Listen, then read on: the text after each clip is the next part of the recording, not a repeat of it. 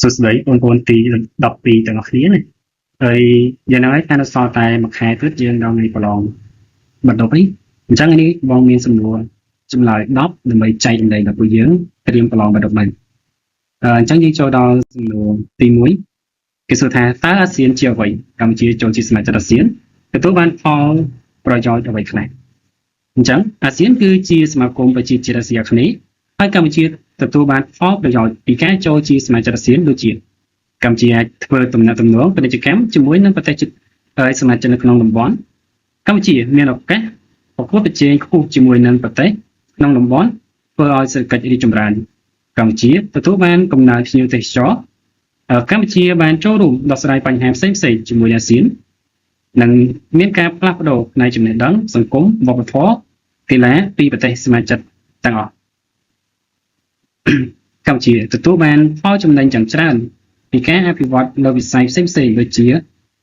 កិច្ចនយោបាយនិងទំនាក់ទំនងការបរទេសសំណួរទី2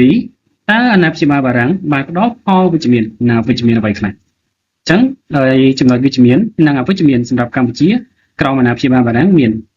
បើយើងនិយាយអំពីចំណុចវិជ្ជមានវាមានបារាំងជួយការពារទឹកដីពូជសាសន៍ខ្មែរឲ្យគង់វង្សបារាំងបានធ្វើឲ្យរួចផុតពីការឈ្លានពានរបស់យួននិងសៀមបារាំងបានបង្កើតភាសាចុងបពាប្រទេសសិក្សាជ្រាវជ្រាវនិងចងក្រងពីអរិយធម៌ប្រវត្តិសាស្ត្រខ្មែរទុកជាប្រយោជន៍ដល់កូនចៅជំនាន់ក្រោយទី4បារាំងបានជួយកែតម្រង់ផ្នែករដ្ឋបាលសង្គមនិងសេដ្ឋកិច្ចខ្មែរទី5ជួយកសាងសាលារៀនមន្ទីរពេទ្យស្ពានផ្លូវថ្នល់ទី6បារាំងបានជួយថែរក្សាជួសជុលប្រាសាទបុរាណខ្មែរនិងកសាងមន្ទីរពេទ្យដើម្បីថែរក្សាវត្ថុបុរាណនៅឆ្នាំ1904បារាំងបានទាមទារយកខេត្តកោះកុងលុបព្រៃស្ទឹងត្រែងមកឲ្យខ្មែរវិញនៅឆ្នាំ1907បានទាមទារយកខេត្តសៀមរាបបាត់ដំបងនិងសេរីសុភ័ណ្ឌមកឲ្យខ្មែរវិញចំណុចវិជ្ជមានក៏មានចំណុចអវិជ្ជមានមួយចំនួនដូចជាបារាំងកាន់តែធ្វើឲ្យខ្មែរក្រីក្រដោយបារាំងបានធ្វើការជិះជាន់គេងប្រវ័ញ្ចយ៉ាងធ្ងន់ធ្ងរលើដីខ្មែរបារាំងគេងខ្មែរឲ្យទៅជួយច្បាំងស្លាប់របួសជួបារាំងនៅក្នុងសមរភូមិសង្គ្រាមលោកលើកទី2និងបារាំងបានកាត់ដីខ្មែរឲ្យសៀមយួនស្រេចតែចិត្តដូចជានៅឆ្នាំ1947កាត់ខេត្តត្រួតត្រាឲ្យសៀមនិងថ្ងៃទី4មិថុនាឆ្នាំ1949កាត់ទឹកដីខ្មែរក្រមកម្ពុជាក្រមឲ្យយួនសំណួរទី3ចូលរៀបរាប់សមិទ្ធផលរបបសង្គមរាស្ត្រនិយមនៅឆ្នាំ1955ដល់ឆ្នាំ1970ចឹងសមិទ្ធផលរបបសង្គមរាស្ត្រនិយមនៅឆ្នាំ1955ដល់ឆ្នាំ1970មានវិស័យកសិកម្មទី1ផលស្រូវនៅឆ្នាំ1955ទទួលបាន1,485,000 តោនហើយនៅឆ្នាំ1968ទទួលបាន325,000 តោននិងផលកបាសនៅឆ្នាំ1964ទទួលបាន 5,000 តោននៅក្នុងនោះ200 តោនប្រើរោងចក្រត្បាញដំបាញនៅក្នុងស្រុកជើងហើយ300 តោនទៀតនាំចេញទៅក្រៅប្រទេស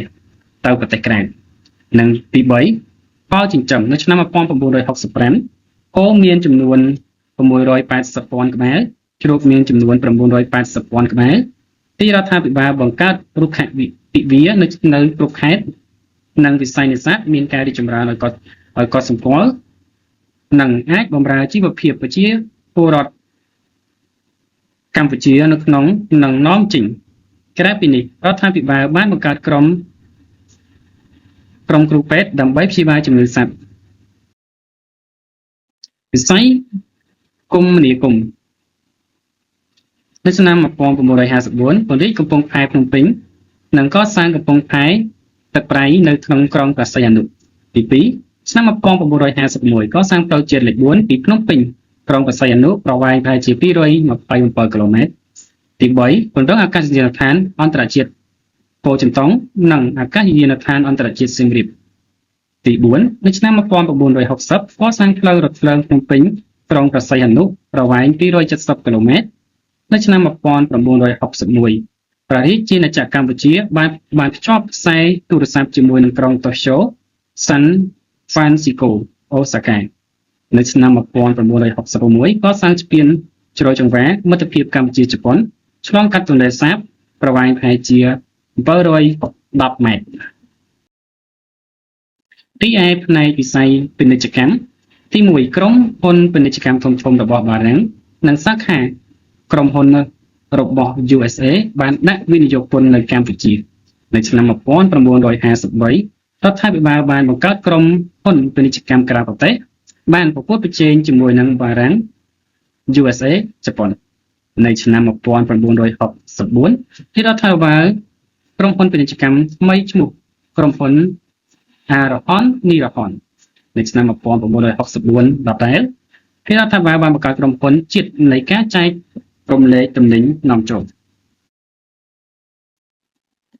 រីឯវិស័យឧស្សាហកម្មរដ្ឋាភិបាលបានកសាងរោងចក្រជាច្រើនដូចជារោងចក្រវាយនភ័ណ្ឌនៅកំពង់ចាមរោងចក្រកែវនៅចំការដូងខេត្តកណ្ដាល